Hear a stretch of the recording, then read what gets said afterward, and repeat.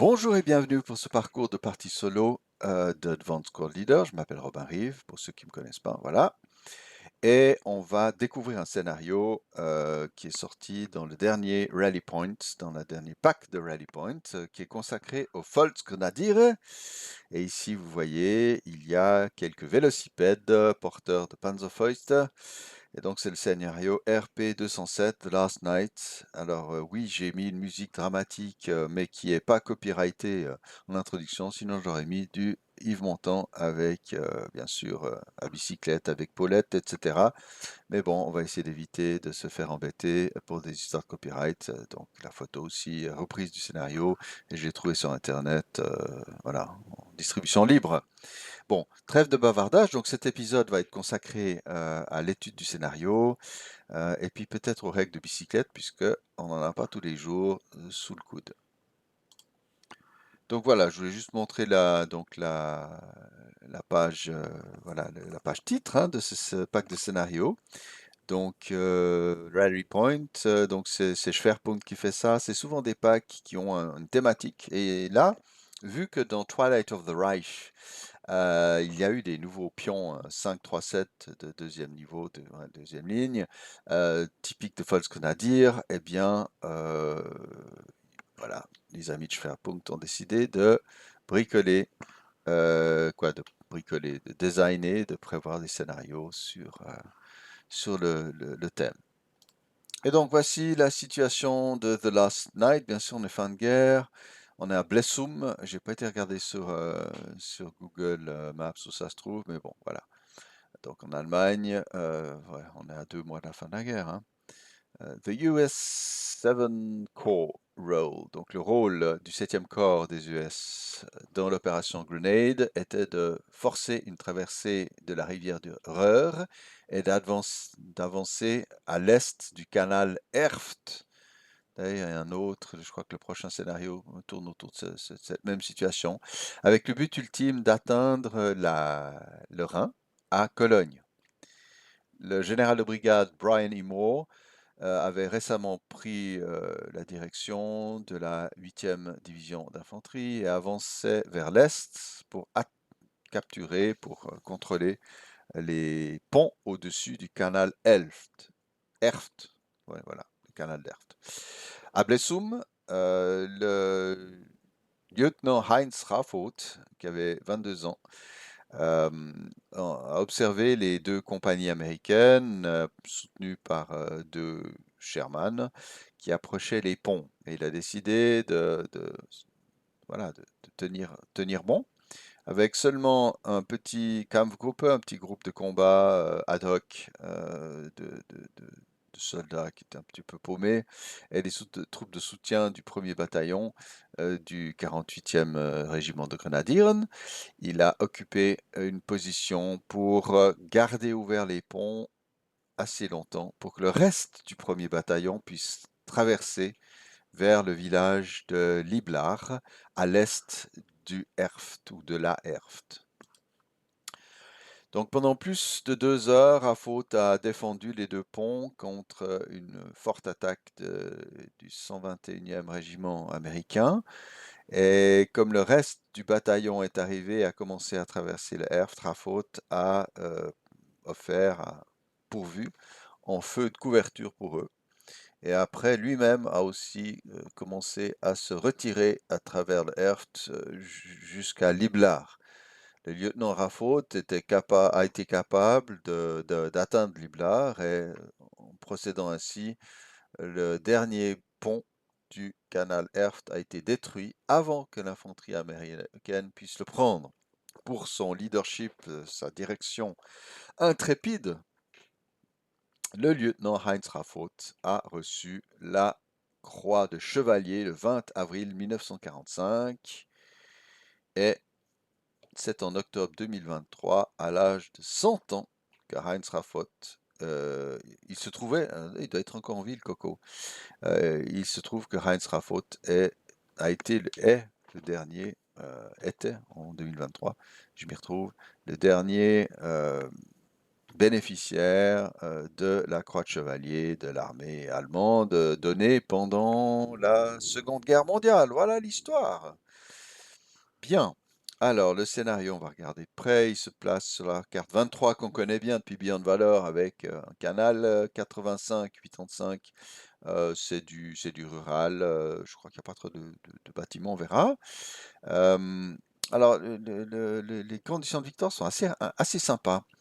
Tiens, je vais essayer d'ajuster à la largeur. Voilà, c'est encore plus joli.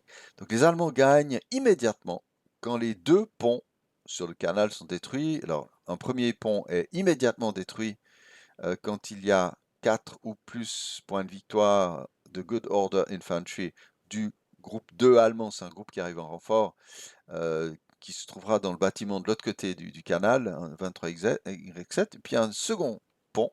Le second pont est immédiatement détruit quand il y a 9 ou plus VP, voilà, Good Order Infantry du groupe 2 dans le building 23Y7.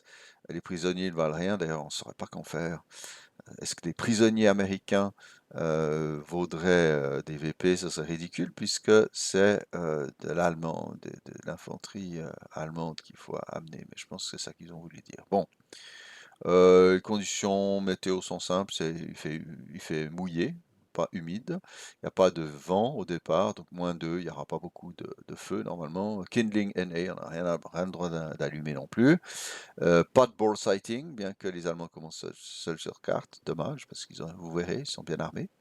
Et les unités ne peuvent entrer sur un ex-canal qu'en traversant le pont. Donc, à mon avis, voilà, on regarde le reste des règles. En fait, il n'y a pas de charge de démolition placée, etc. Le pont saute automatiquement. Et c'est pas couvert par ces règles spéciales, mais je présume que s'il y a une unité, mettons, américaine, sur un de ces ponts, ou n'importe qui sur un de ces ponts, et qu'il est détruit, tout ce qui est dessus est détruit. Plouf dans l'eau, tant pis. Bon, ils expliquent qu'un Volksgrenadier qui est replacé par un conscrit qui, après Battle Harden, redevient un Volksgrenadier. Donc, il n'y aura pas de problème d'aller-retour.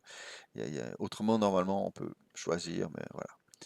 Le leader 10.02, on va voir, c'est celui qui est là en début de placement, est héroïque, mais reçoit des blessures comme un leader, c'est-à-dire un héros qui est blessé une seconde fois meurt forcément. Mais dans ce cas-là, donc on peut toujours tester la blessure avec un petit malus, hein. Voilà. Les cycles sont des bicycles, c'est 1, 5, 3, 7 ou c'est 2 House Squad qui viennent du groupe allemand 2 doivent entrer voilà, en portant, en étant, ouais, je sais pas comment on dit, on conduit une bicyclette, voilà, bref, voilà. Et ce squad a 2 Panzerfaust d'usage optionnel, c'est-à-dire qu'il n'y a pas besoin de jeter un dé savoir s'ils les ont. Et ils sont en ajout au Panzerfaust normal, voilà. Les LMG, vous allez voir, c'est les LMG américaines 2 à 8 hexes qui apparaissent dans le module de la Corée, mais ça représente des mitrailleuses légères qui existaient dans l'armée américaine en quantité assez réduite. Alors je laisse, voilà, je vais pas m'étendre sur le sujet pour ces histoires de mitrailleuses. Il y a une petite explication quelque part, voilà. C'est le M1919A6 qui a été utilisé des Salernes, voilà. Et donc les, les États-Unis ont utilisé en Europe et dans le Pacifique en 45, voilà. Voilà, c'est 2 points de portage, parce que ça pesait quand même 16 kilos, saleté. Donc pas très populaire, voilà. Mais bon. Donc il y avait quand même de temps en temps des mitrailleuses légères, y compris sur le plan européen. C'est vrai on a les Johnson et les Lewis dans le Pacifique, avec des troupes américaines, voilà, un peu de seconde zone, avec des vieilles mitrailleuses, mais ça aussi, en 1919, c'est non plus pas la première fraîcheur. Bref, voilà, c'est pas important, ça marche comme une mitrailleuse, c'est ce qui compte, voilà. Donc, 5 tours, vous voyez que les Américains entrent sur 2 tours, il y a le groupe 2 allemand qui arrive le premier tour, voilà. Mais c'est les Américains qui bougent les premiers. Alors, vous voyez, on a une force assez réduite ici. C'est la force de ce cher lieutenant de 22 ans qui est représenté ici.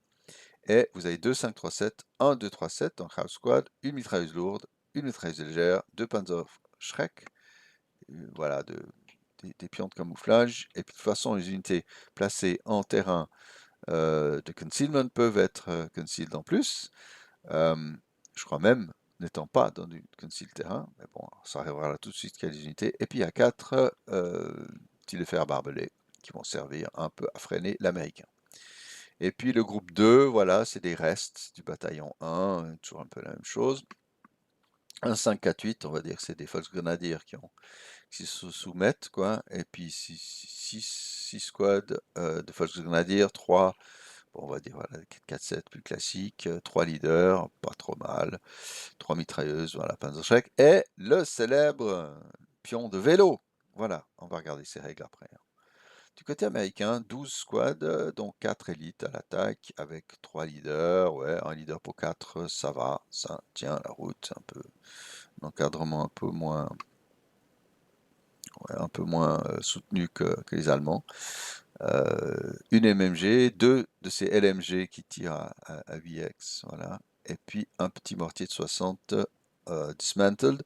Et puis dans un deuxième temps, arrivant par la même entrée, 2 M4A3 75W. Voilà. Donc voilà. Qu'est-ce qu'on peut en dire déjà? C'est bon, les Sherman sont utiles, mais il faut faire gaffe parce qu'en 45, les Panzerfaust, ça vole de partout, jusqu'à 3 cases. En plus, c'est une grosse cible, donc c'est facile à atteindre. Donc même à 3 cases, il faut faire un 5 pour le toucher s'il n'a pas bougé. Puis il y a quand même de toute façon des Panzerschreck aussi en bonne quantité.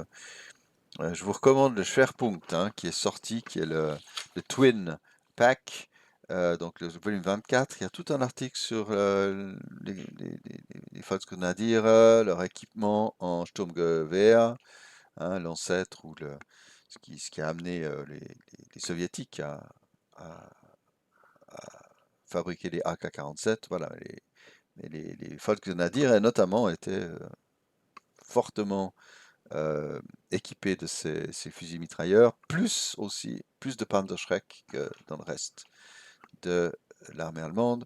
Et puis en plus les Panzerfaust, bien sûr. Voilà. En veux-tu, en voilà. Donc une situation, voilà, les Américains vont devoir presser le petit rideau défensif de Volksgrenadier et essayer d'empêcher les renforts d'arriver. Puis ce sont ces renforts-là qui, en fait, conditionnent la victoire.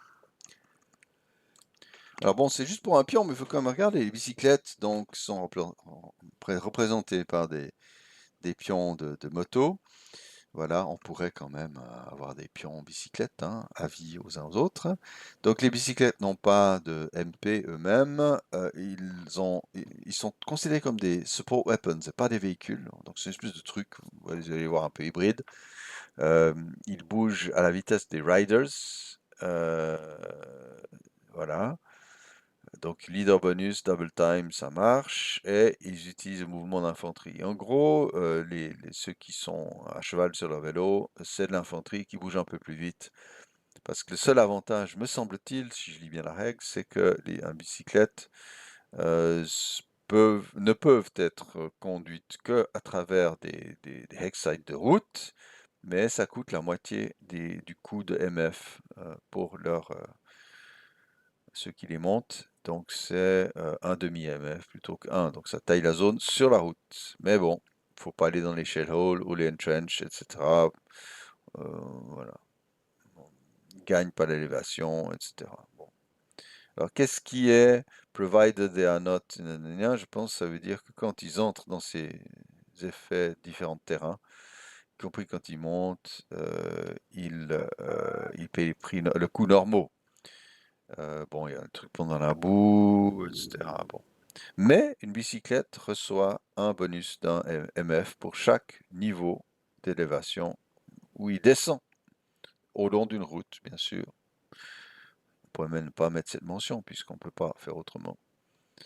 Et un MF de plus s'il reste sur la route pendant son mouvement. Donc il y a le road bonus plus encore ça. Un MF, c'est pas mal. Ça coûte rien de monter, démonter, de descendre d'une bicyclette. Ok, on n'est pas trop mal. Ceux qui ont des bicyclettes n'ont pas de capacité de portage et ne peuvent pas utiliser pour transporter des pions SW, donc Support Weapon. On fera une petite exception pour les Panzerfaust optionnels, qui sont un peu des inhérents en fait. Voilà.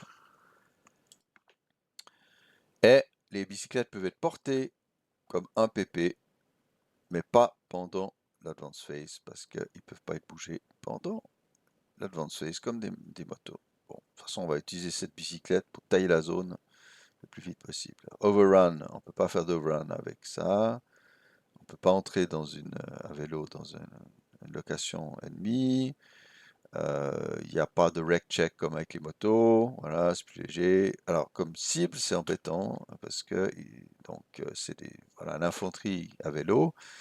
Ne fait pas de bail-out, mais est traité comme de l'infanterie normale pour toutes les raisons, y compris les pintas checks qui sont normalement non applicables pour les motos, et puis FFMO, FFNAM. En plus, il y a un moins DRM. Donc, on va dire, s'ils se prennent du FFMO, FFNAM, donc ils font pas du advance, ok. De toute façon, si on prend le vélo, c'est pas pour faire ça.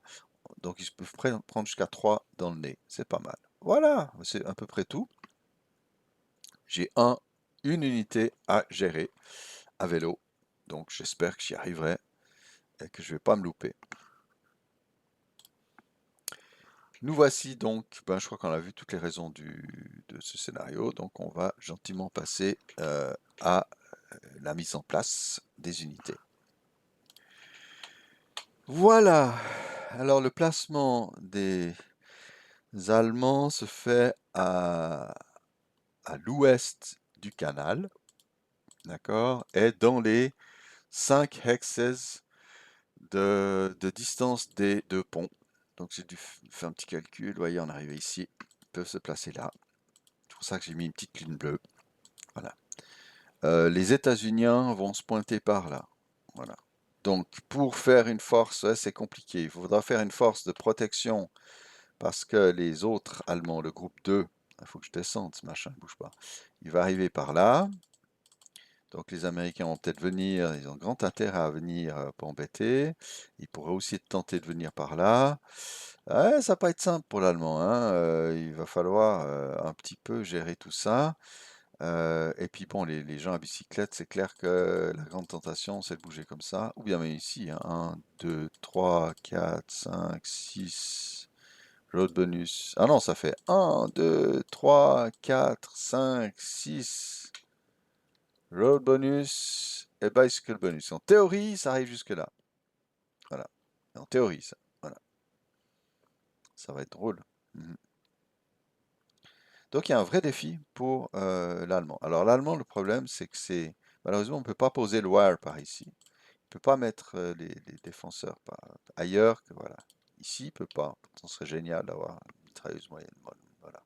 Donc, il faut trouver des positions sympas. Ouais. Ah, il me trouve de manière idéale ici, je crois qu'on pourrait mettre quelqu'un. Est-ce qu'on doit se retenir de mettre une MG? Alors 3, 6, 8. Ouais. C'est vraiment difficile de décider de que faire, hein.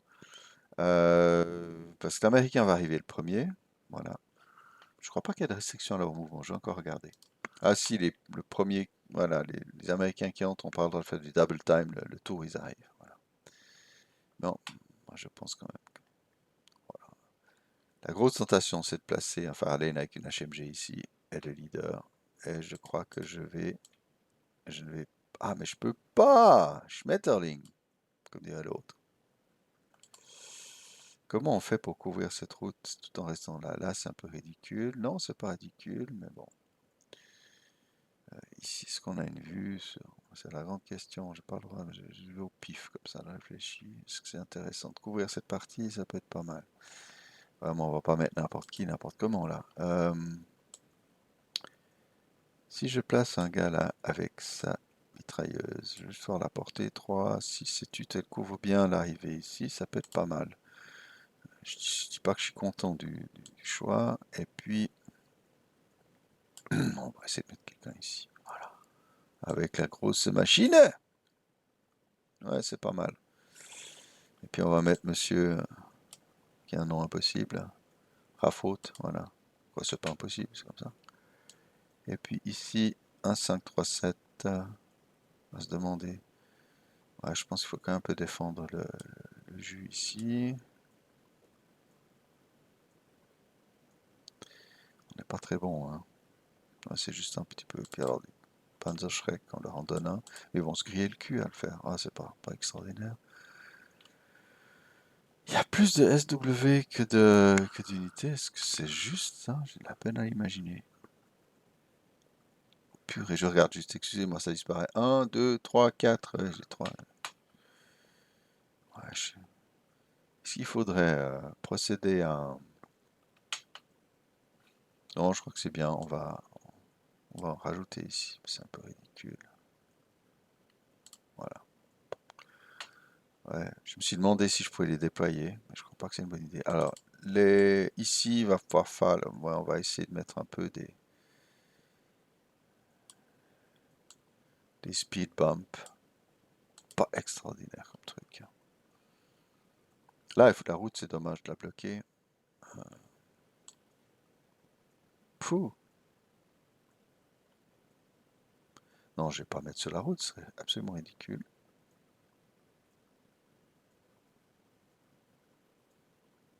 Il faut que je puisse reculer, c'est ça le truc. Il faut que je puisse reculer.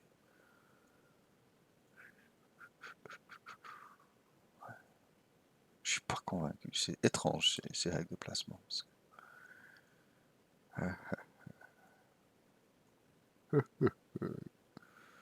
Ouais. Bon, en fait, ça sert pas à grand chose.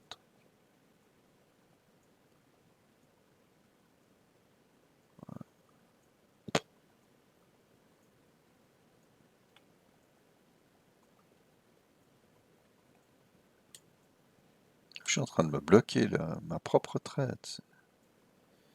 C'est bien dommage. Bon, on va faire comme ça. Voilà.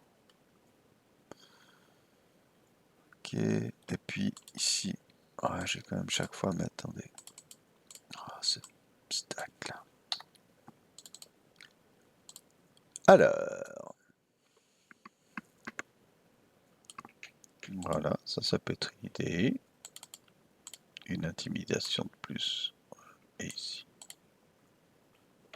Ok, je camoufle les autres.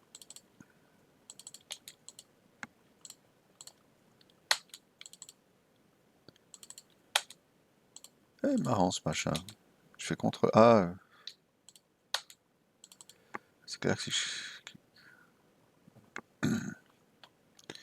Et puis on va mettre du sniper quelque part. Voilà. Et puis le sniper américain, j'ai juste posé là pour pas me planter. Ouais, je pense qu'il serait bien d'être actif dans le coin. Attendez, qu'il arrive direct sur ce stack. Voilà. Donc voilà pour la mise en place allemande. Et les États-Unis arrivent dans toute leur gloire ici. Ah, purée, il y en a quand même pas mal, hein. C'est sûr, c'est con, j'ai pas trop bu là. Il y en a combien? Waouh, 12, ouais.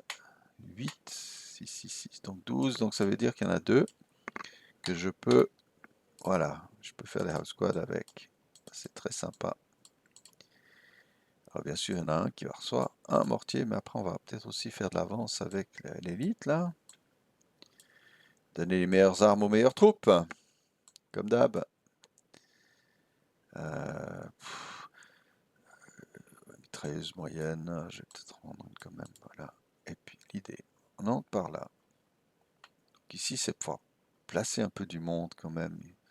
On arrive, 1, 2, 3, 4, 5, avec un leader, on se place là, on s'en prend plein de nez, hein. 1, 2, 3, 4, 5, 6. Là, on est un tout petit peu mieux. Donc, on va quand même, voilà. Là, il faut quand même une force conséquente. Bon, il faut trouver aussi un leader qui tienne la route. Voilà. Donc là, ça va être une force de dissuasion, de freinage contre les Allemands. Ok, puis ici, on va quand même faire essayer de monter quelque chose. Ouais, ok. avec un petit mortier en soutien. Vraiment. Je sais pas si je suis en train de faire des âneries ou pas. Un petit half squad là pour faire l'éclaireur. Puis ici, on peut pas monter plus haut. Hein. Oh, oh, oh. Attendez, je vais encore regarder.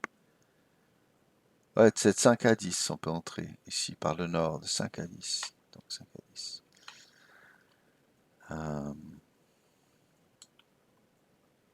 Ouais, pas simple. Hein. Ouais. Mais je vais peut-être quand même encore... En fait, je les place mal, mes machins. 2 secondes, on va faire un petit jeu de magie. Voilà, j'ai mis un petit hex grid. Ah, là, j'ai quoi? Non, c'est un peu cucu. Si je veux tenir la rampe, je vais prendre ici. J'ai un type avec un LMG là. Hop. Et puis le reste va venir ici en appui. Alors, le tout, c'est pas de se faire arroser quoi. Encore, je vais m'en prendre dans la gueule bêtement. Tac, tac, on verra. Mais là, je mets un leader avec parce qu'ils ont besoin un petit peu de jus. Là. Ouais, mais non, ceux-là, ça, ils ont besoin de l'amorce. Et puis.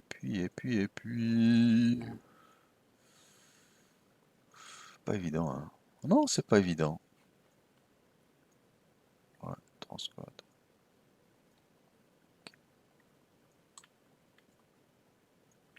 Je vais le mettre dans l'ex virtuel ici. Voilà. Et là, il y a tout le monde. Hein. Ils ont 2,5. C'est parfait. 2,5 aussi. Donc, il faudra venir en appui derrière. Ici, 2 squads. Parce que l'idée, c'est à la fois de boucher l'arrivée. Ça, c'est sûr. Mais aussi de... Ouais.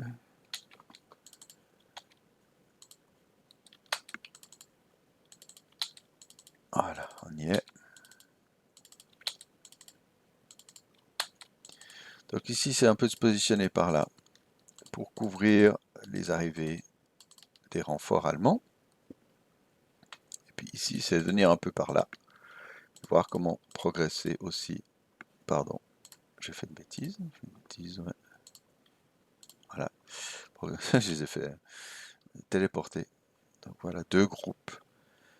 Bon, face à les Allemands, on ne sait pas où il y a le wire, mais bon. Ça me semble étrange. Je me demande comment les Allemands vont pouvoir entrer sur la carte. Vous voyez, entre là et là. Ouais, alors je pense qu'il y a une entrée possible comme ça. Je ne vois pas comment les gars à vélo peuvent faire grand-chose. Ils peuvent avancer. Puis après, ça coûte... Ah oui, ils peuvent débarquer de leur vélo, donc ils gagnent quelques points. Mais s'il y a quelqu'un qui est déjà en train de couvrir l'arrivée ici, c'est misérable. J'arrive ici aussi, hein, ils se font laminer. Hein. Donc, ouais, je pense que le vélo, on va gentiment le virer, quoi. Quoi, pas le virer, mais voilà. Tout relatif, tout cela. Bon, de toute façon, avancer sous le feu ennemi à vélo, c'est juste un truc de débile. Il n'y a même pas besoin de connaître les règles d'un jeu pour savoir que ça se fait pas. Alors, on va pas essayer des bêtises non plus. Voilà, il n'y a pas de bullseye, donc j'ai pas besoin de m'énerver avec ma HMG. Bon. Il faut aussi se dire que dans tout ce tas-là, pour l'Américain, il sait qu'il y a au moins 2 stacks qui sont foireux, hein, qui sont des faux. Voilà. Et puis donc, c'est dans, ouais, soyons clairs, c'est dans ce bâtiment que des gens du groupe 2 doivent se ruer. Vous avez 2 roadblocks, j'ai oublié de dire dans les règles, hein, qui sont placés ici. Donc voilà, ça va juste emmerder les Sherman. Les gars à vélo, je sais pas ce qu'ils font avec, mais je pense qu'ils ne servent plus à rien. Ils vont download, marcher à travers. Voilà, il n'y a rien qui est exprimé là dans les règles pour les roadblocks, mais bon, on ne traverse pas comme ça. Bon les amis, j'espère que vous avez eu plaisir à suivre cette petite mise en place. Ça va être épique. Les Américains qui ont une très forte puissance de feu, des Allemands un peu moins. Une petite course comme ça, une chasse entre le chat et la souris. Ouais. On verra combien de temps les Sherman survivent. Il faudra aussi que je fasse attention à ne pas les manœuvrer trop près. En même temps, s'ils restent trop loin, ils ne sont pas très précis. Bref, on va s'amuser et voir si ce scénario tient la route. Encore un truc qu'il faut que je regarde, c'est le Les crédits, donc qui a fait ce scénario? Ah, j'arrive pas à trouver. Ah oui, c'est Evan Cherry. Ah oui, alors c'est le patron de SharePoint qui l'a fait celui-là. Ok. Alors, j'espère que vous avez eu du plaisir à suivre ces quelques minutes de mise en place. Les choses sérieuses continueront un peu plus tard. En attendant, je vous souhaite le meilleur et à la prochaine. Bye bye!